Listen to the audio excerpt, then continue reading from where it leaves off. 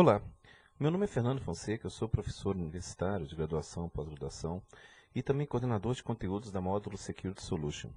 Eu fui convidado pela Microsoft para falar nesse vídeo sobre ferramentas, sobre formas de utilizar o próprio Windows ou outras ferramentas da Microsoft no nosso ensino do dia a dia, no ensino da parte de segurança para os alunos universitários ou de segundo grau. O primeiro tópico abordado será controle de acesso. Eu acho interessante abordar o controle de acesso porque a parte principal, digamos assim, a parte essencial da segurança está em identificar quem está utilizando, quem está fazendo uma determinada operação naquele momento. Nós entendemos que sem o controle de acesso, você não tem como fazer nem criptografia, nada, se você não sabe para quem você está concedendo determinada permissão. O primeiro ponto que nós vamos ver é o Security Reference Monitor, que é um modelo conceitual no SRM, é um modelo de segurança conceitual bem antigo, divulgado, que consta o quê? De um módulo que vai mediar todas as solicitações de sujeitos a objetos. No Windows, quando nós fazemos uma solicitação ao SRM, nós falamos o quê? Por exemplo, nesse caso eu quero abrir um arquivo PowerPoint. Eu clico no arquivo e o PowerPoint manda para o sistema de arquivos, o nosso NTFS, uma solicitação. Eu quero abrir o arquivo segurança.pptx para leitura e gravação. No caso, se eu tiver acesso à leitura e gravação, ele vai abrir. Se eu não tiver, eu vou falar assim, não, acesso negado. Aí o PowerPoint manda outra solicitação assim. Eu quero abrir para leitura. Leitura, tudo bem, você pode abrir. Aí ele abre e mostra para a gente assim, somente leitura. Certo? Então a gente já manda o acesso desejado logo na solicitação do arquivo. O que a gente manda para poder identificar esse arquivo? Um token, que é o quê? O usuário proprietário do processo, assim como os privilégios dos usuários. Qual o processo? Se eu abrir o PowerPoint, o processo em questão é o PowerPoint.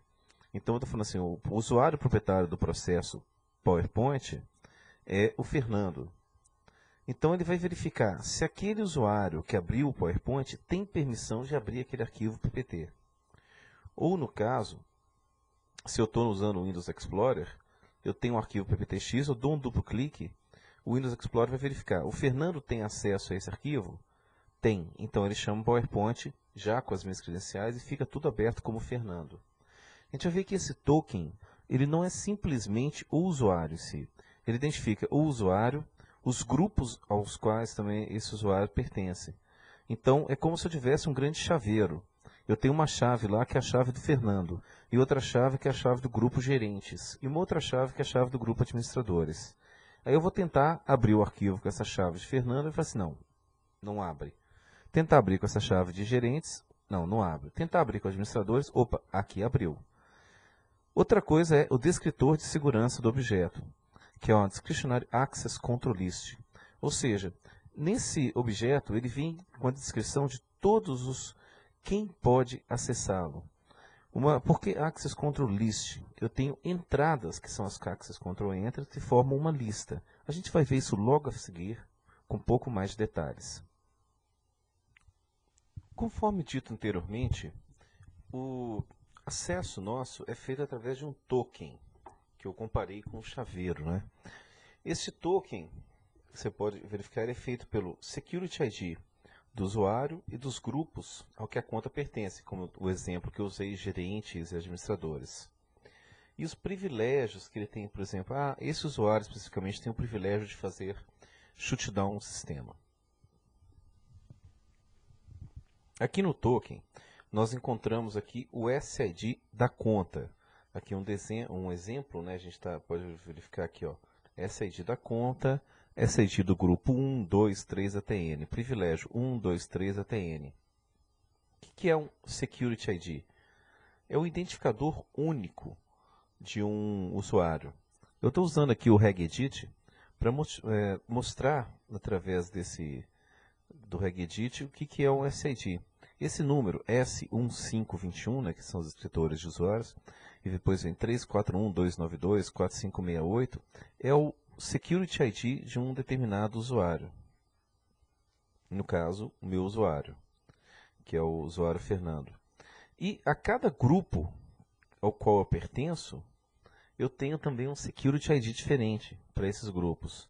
E o meu token é composto pelo SID da conta e do grupo 1AN.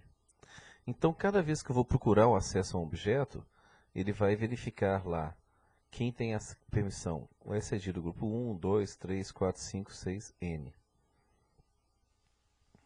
Uma outra, voltando aqui, então, a esta parte,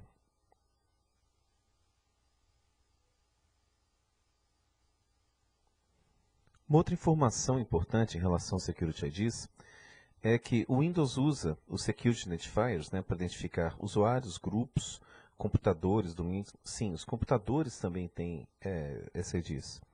Eles têm lá nível de revisão, identificador de autoridade, no caso, lembra que tinha S, 1, 5, depois subautoridade, 21 no caso do usuário. Eles são normalmente longos o suficiente para serem estatisticamente globalmente únicos. Ou seja, quando você instala um Windows no mundo, NT 2000, 2003, 2008, ele cria um SID para aquele computador ou para aquele domínio. Então, a partir dali, tudo que vai existir naquele domínio vai ter a inicial daquele domínio. E eles são estatisticamente longos para que você não tenha dois domínios com o mesmo SID. Certo? Os usuários do grupo de computador local têm um SID que são iniciados com o SID do computador e com RID, não, Relative ID no final.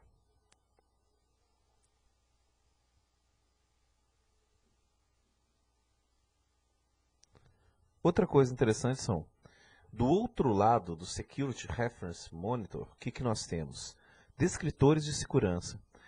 Os descritores são associados a objetos, arquivos, chaves de registro, e tem um tamanho variável. Por quê? Porque ele pode conter acesso para uma, ou para 10, ou para 1000 pessoas. Então não dá para fechar um acesso. Um exemplo de um descritor de segurança com tamanho fixo seria a instalação padrão do Unix. Quando a gente vai no Unix, Linux, a gente vê lá que tem um padrão fixo, que é aquele 777, 755, no qual você fala simplesmente quais são as permissões do proprietário, do grupo e dos outros. Ali fica fácil definir, porque você só tem aquela possibilidade. Você não tem como falar assim, o Fernando pode fazer isso, o Luiz pode fazer aquilo. A não ser que você instale uma DACL dentro de um Linux, do Unix. Mas aqui no Windows, nativamente, ele trabalha com DACL. Então, o que nós vemos aqui? O Owner SID. Ou seja, eu identifico quem é o proprietário deste recurso, deste arquivo. Depois, Primary Group, que é definido para POSIX. O Windows NT ele já foi desenhado para ser compatível com a especificação POSIX, ou seja, com a especificação do Unix. É uma especificação tipo um Unix, um Esperanto do Unix, né, o POSIX. A gente tem vários comandos, várias coisas do Unix que podem ser executados no Windows desde as primeiras versões. Então ele já tem esse Primary Group definido aqui para compatibilidade. Logo após o Primary Group, encontramos o DACL Pointer, ou seja, um ponteiro que indica onde no arquivo começa a Discretionary Access Control List, e o SACL Pointer, que indica onde começa a Security Access Control List. A diferença da DACL para a SACL é que a DACL te fala quem pode acessar um arquivo. Ela tem uma lista de entradas de pessoas que podem fazer algum tipo de acesso àquele arquivo, ou entradas de negação, que fala que quais pessoas não podem fazer uma coisa. E a SACL fala assim, quais tipos de acesso eu devo registrar. Então, essa é a diferença, a gente vai ver aqui depois com mais detalhes, uma DACL e uma SACL. Aqui nós temos a DACL, que é um descritor que fala o seguinte, tipo de ACE, permite ou nega. Para que serve uma CL de negação? Eu posso falar que todos os grupos as pessoas que estão no grupo usuários, do grupos administradores, por exemplo, todos os usuários no grupo administradores têm acesso a um determinado recurso. Mas eu posso colocar uma entrada específica em um arquivo falando assim, o usuário Fernando não tem acesso. Então, na hora que ele vai checar minhas permissões, ele verifica, o usuário Fernando está no administradores? Está.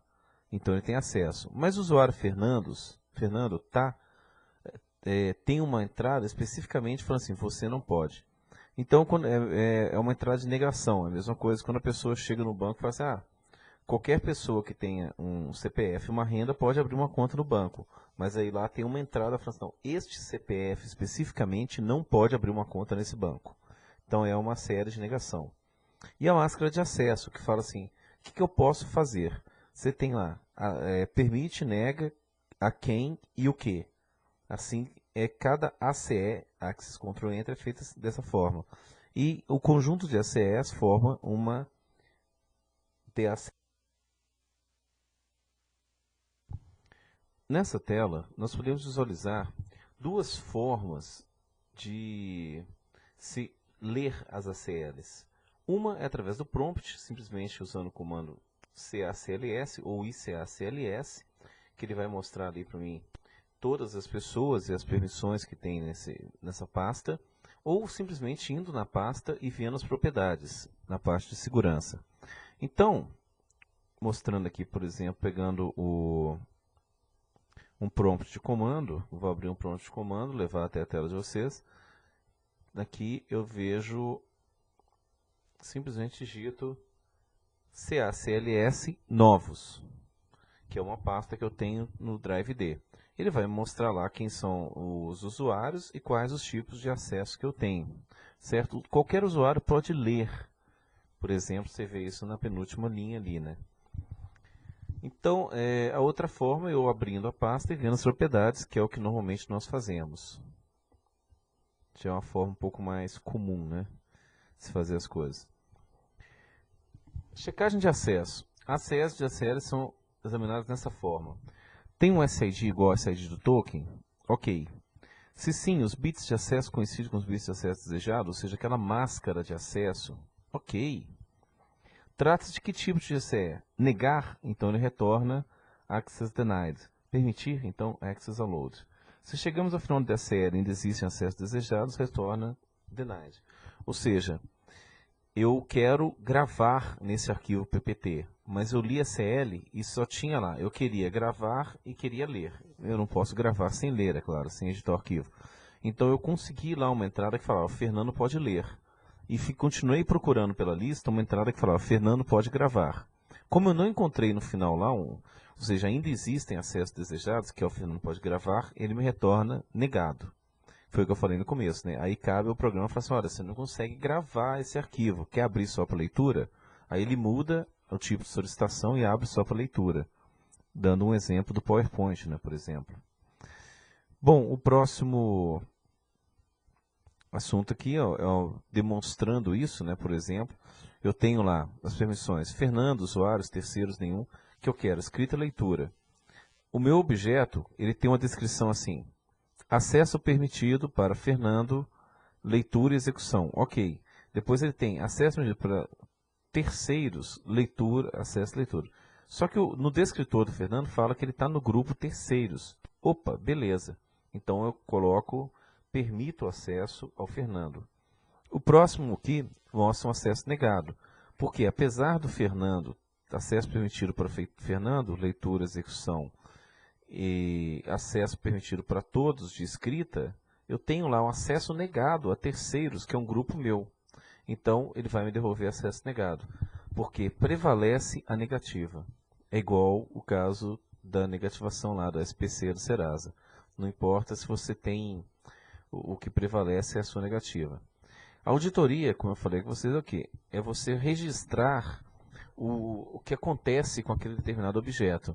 E você cria uma ACL, uma SACL, com ACS de segurança, para falar assim, quais tipos de acesso de auditoria você quer, quais tipos de eventos você quer registrar. Então, se a gente pega uma pasta, então a ferramenta que eu tenho para isso é eu clicar com o botão direito numa pasta e pedir as propriedades dessa pasta, que vai abrir essa tela aqui, né, que é bem conhecido nosso. Então a gente vê aqui as ACS, por exemplo, Authenticated User, mostrando o que ele pode e o que não pode fazer. Eu posso falar assim, que os usuários, eles não podem, negado o controle total, ou seja, isso aqui acaba, qualquer usuário, porque todo mundo faz parte do grupo de usuários, qualquer usuário passa a não ter acesso a essa pasta fica interditada, digamos assim, entre aspas, né? Então a gente pode, isso não é, evidentemente, não é uma atitude muito sensata, negar acesso a todo mundo, porque inclusive o proprietário, inclusive assim, o usuário, o Fernando, administradores, vai ter problema com isso. A outra coisa que a gente estava falando era sobre segurança. Então, a gente olhando aqui Advanced Security, eu tenho aqui as ACS de permissões e as de auditing. Então, eu posso falar que eu quero auditar um determinado usuário. Eu tenho um usuário Fernando neste computador e o que eu vou fazer? Eu quero auditar para o Fernando toda vez que ele for dentro desta pasta, que ele deletar um determinado arquivo. Ok, habilitei isso, dei um ok, Fernando, essa pasta passa a ter uma ACE de auditoria, certo? Então ele fala que pede para habilitar a auditoria, que a gente habilita em outro canto, ok. Mas o importante é saber como funcionam essas ACS e como que isso acontece. Então nós vimos que existe DACLs e SACLs, isso é muito importante de ter isso em mente. Bom, um último ponto tratado aqui seria os privilégios, né? Se especifica quais ações o sistema ou processo pode realizar. Aqui a gente consegue ver alguns privilégios que podem ser atribuídos às contas, que é fazer backup, fazer shutdown, fazer debug, se apropriar de determinadas pastas. Esses privilégios geralmente são associados já a algumas contas pré-determinadas, como administradores, backup operators, mas é possível fazer atribuição de privilégios a outras contas. Bom, mudando um pouquinho aqui, a gente vai ver os mecanismos de segurança sobre a autenticação. Então a gente tem 3 pilares de segurança do Windows. Local Security Accounts, ou seja, o coração da autenticação dos usuários do computador local, que quando você não tem um servidor de domínio, o computador localmente tem que identificar e autenticar os usuários. O LSA do controlador de domínio, que é aquela hora que você precisa autenticar um usuário, mas a senha dele, tipo assim, você não tem recursos para autenticar esse usuário dentro da sua máquina. Então você vai até o controlador de domínio e esse sujeito te autentica esse usuário. E o Security Reference Monitor, que é, como eu já falei, um modelo referencial que media todos os acessos entre sujeitos e objetos. Aqui a gente tem um LSA local.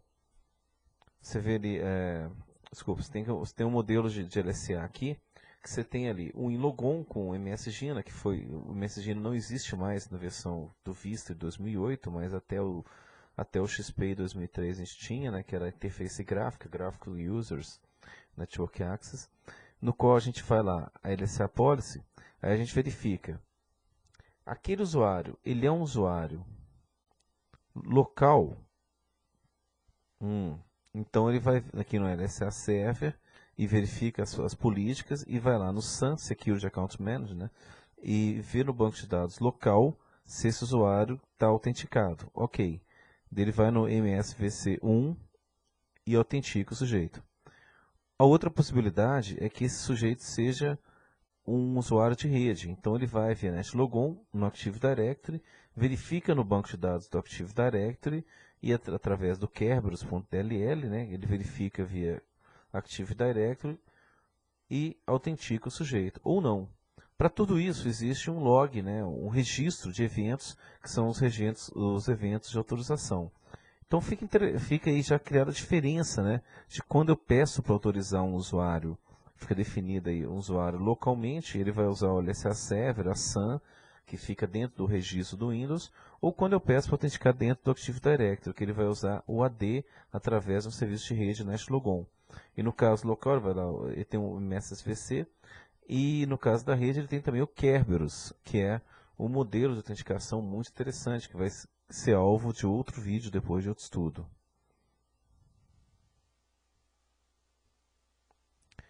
Outra coisa é o serviço de SAN, que é que então assim, já destrinchando um pouco isso, que é o que? Um banco de dados que contém usuários, grupos locais, assim como senhas e outros atributos.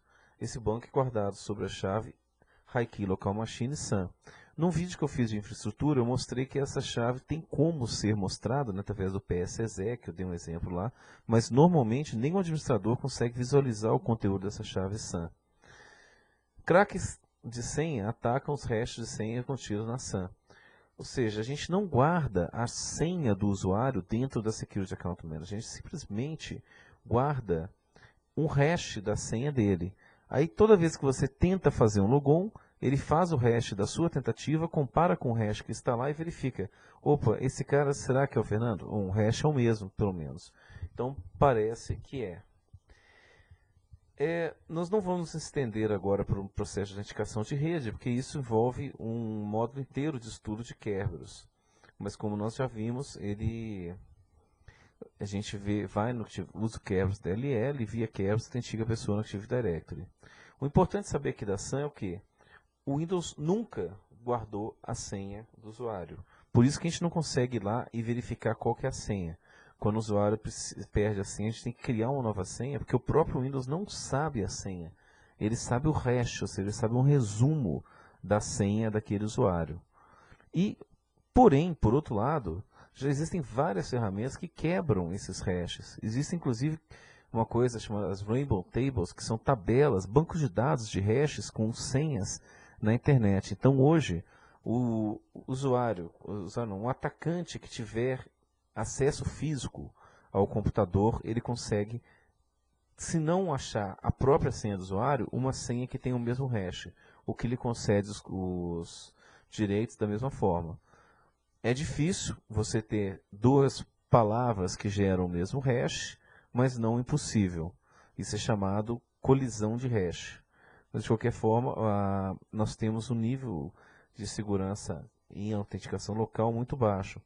Na verdade, não é nem a questão de ser autenticação local.